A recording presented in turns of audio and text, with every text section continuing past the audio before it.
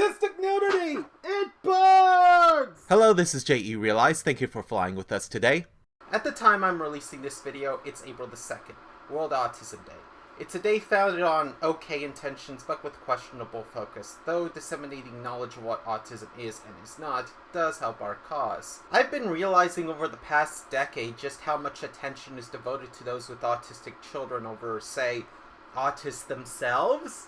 Very little about autists is known beyond the last 100 years. It's speculated we have helped advance human civilization, though very little evidence exists in our favor. However, while the past 100 years brought our cause to light, it also brought controversy after controversy, and often they're not controversies revolving around autists. We don't have anything like Stonewall or George Floyd to point to as part of autistic-backed history. To be clear, I really don't want injustices to happen to us autists to spark social change, but that's the world in which we live. And then there's representation in the media.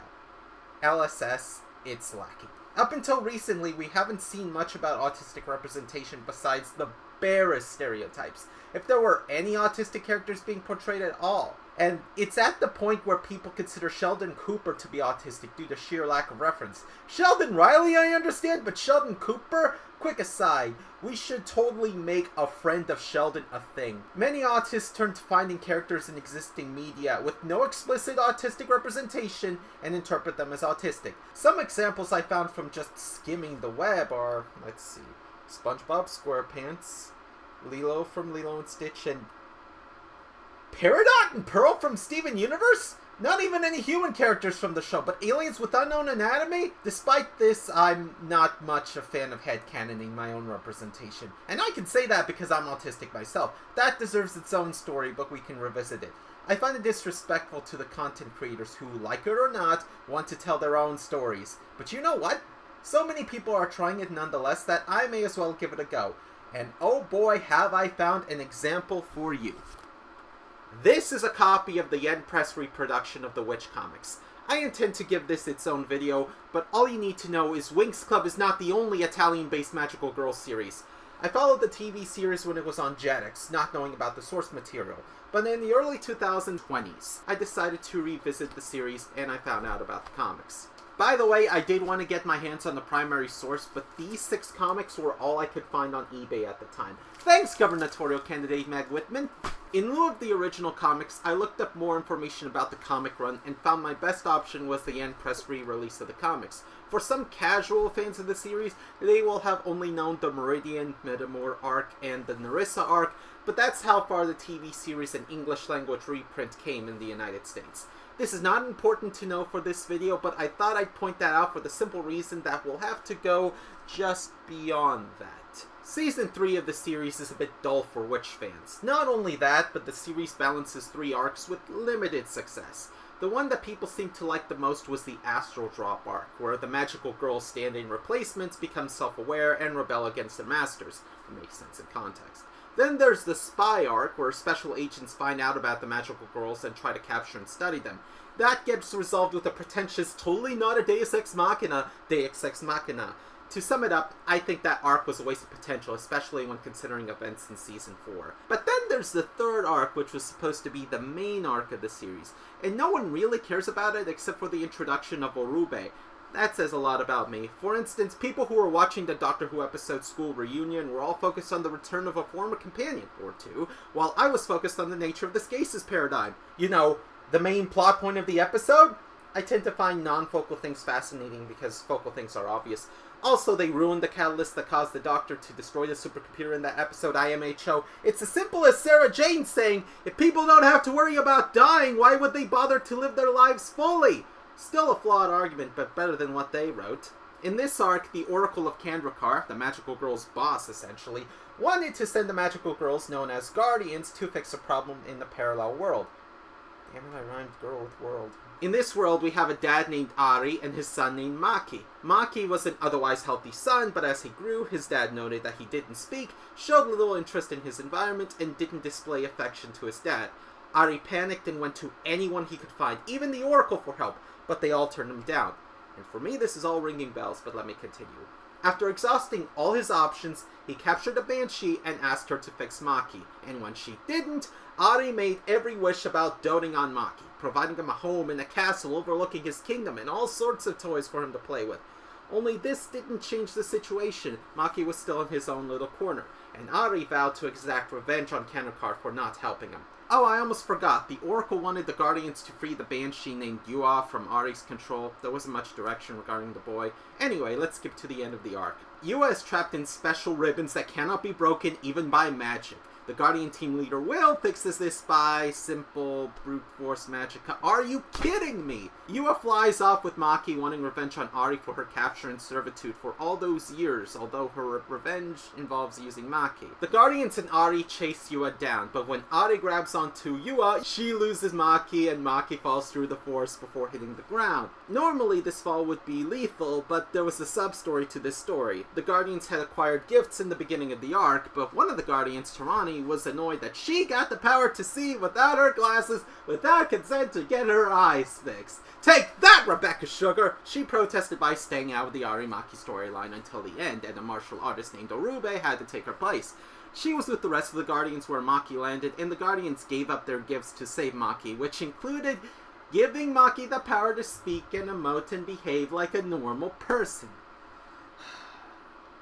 This is maybe the second most disappointing story with autistic representation I ever read. I never thought up until the 2020s to find the storytime equivalent of myself, someone who makes me feel seen. I never thought this was something I needed to feel more sure about myself and my place in the world. Simply put, I never thought about it and got through life without it with no issue. And yet, many people have done so to the point where they disown the creator to preserve their headcanons. And the one time I give it a try, it seemed so close until the end. Remember how I alluded to my backstory? Now it's time. When I was 2, I had learned how to speak in full words, but at some point my progress rolled back. I stopped speaking coherently and then went mute. My parents were worried sick about me, so my mom went to every doctor in the county she could find for help. But the doctors turned her down, thinking this was merely a mother's cry for attention. But that changed when she met one last doctor, who saw me in my condition and noticed something did not fit the narrative other doctors used and asked to borrow me for a few hours to study my mannerisms. And from there, everything changed. By age 3, I received an official Asperger's diagnosis, and critical help would follow. Quick aside, I know.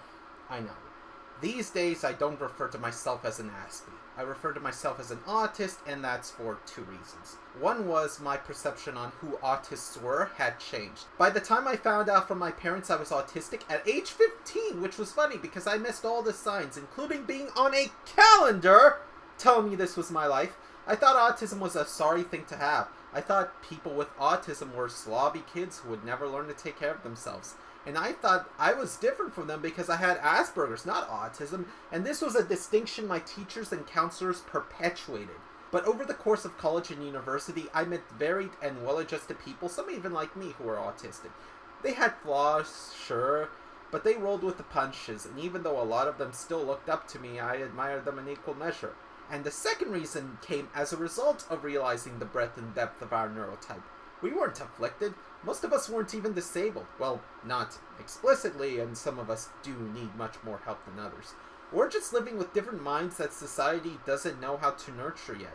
Not only that, but even the people who worked with me didn't know what I had. Did I have Asperger's? Did I have HFA? Heck, even Temple Grandin, the person who claimed that an autist invented the spear, made a distinction between Asperger's people and regressive autists, but by definition and experience, I have had both. Why was I cut off from the rest of my community so arbitrarily? And at that point, I no longer refer to myself as an Aspie. I am an autist, plain and simple. If anyone else retained this legacy label from their diagnosis and still wants to use it, I don't have a problem with that. See Sheldon Riley. If they find solace in their identity and aren't trying to create the Aspie Master Race TM, then fine. But I see no need to carry it further. But in a way, Maki was a reflection of me. Busy in his own little world, yet unresponsive to the outside of it. Not devoid of emotions as seen when he confronts the invisible guardians, but not in a need to express them. Not incapable of greatness, and in fact at the time of the story he was caught up in drawing. I drew comic books as a kid. an alternate reflection of my 2-year-old self who, instead of getting the right help early, stayed out of the way and misunderstood. What he needed was intervention, meeting him where he was and learning and fulfilling his needs, and acceptance by and accommodation from his kingdom. Not a cure! This comic was first published in 2003.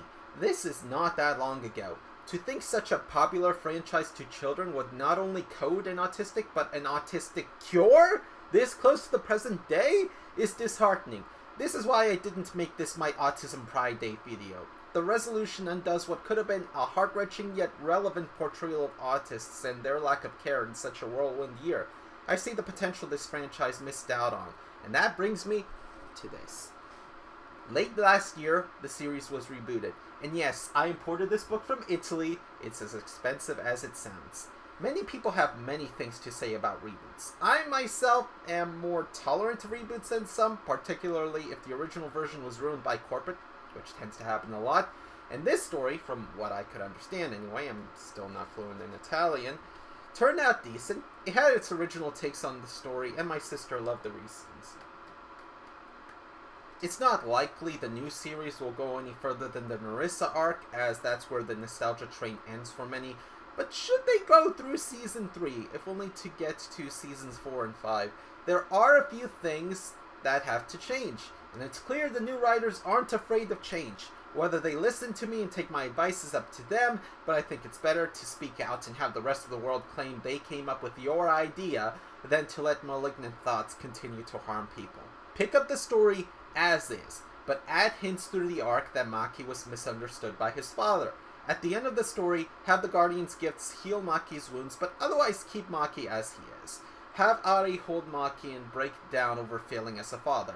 Then let's have one of the Guardians, say Tarani, because why not, realize something is off with Maki and figure out he's neurodivergent. She can tie this in with her complaint about getting a gift she didn't want and say Maki didn't need to be fixed, he needed to be understood. Oh, that's perfect for bookending the Astral Drop confrontation later on. Build this up to a display of Maki's reciprocity of Ari's love. It doesn't have to be emotional on the part of Maki.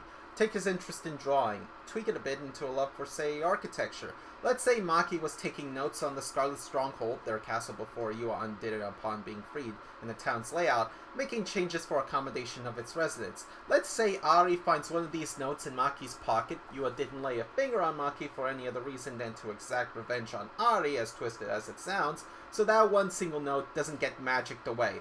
The note has the design of a statue in his dad's honor, along with a plaque memorializing his dad's work. That resolves enough of the conflict to get Ari to ask for help from the Guardians, who do the best they can. Ah, great, now I'm writing witch fanfiction. Sure, it's kind of stereotypical, but not necessarily math-based, at least. It takes the core of the story and modifies it with a fresh look and a respect for those who see themselves in Maki. And if the reboot gets to Season 6, the Guardians can redo their visit to Arcanta from the original and see how the relationship between Ari, Maki, and the residents of Arcanta had matured in light of this realization. Maybe Maki will even appear at the festival in a dress. I don't know if it's somehow architecture, costume design, neurodivergent, genderqueer. It's not that big a jump. But putting aside all that, I have one more point to add. One more reason I don't look for myself in fictional characters is for the same reason I don't have role models. Sure, it would be cool to have someone to look up to and emulate, but I find this futile. I can never be like that person. In the case of real-life role models, I already ended up differently, and following survivorship bias from an offset position is not great advice. Why get myself frustrated over following someone else's shadow? Besides, I already have an idea of what to do and how to do it. I just need some help. And as for finding fictional characters to relate to, falling in love with a story because of that one character like me would make me more satisfied with my life, not if I'm stuck in a rut as I am now. It'll just make me upset that I can't do anything with myself. If feeling better with myself means brute forcing my way into success, and if that means dropping television altogether as an entertainment medium, then so be it. It matters not whether a character to me is autistic or autistic. It matters that I can look at my situation and say, you know what? I can live with this. So I guess to conclude, I am never doing headcanons again. Goodness sake!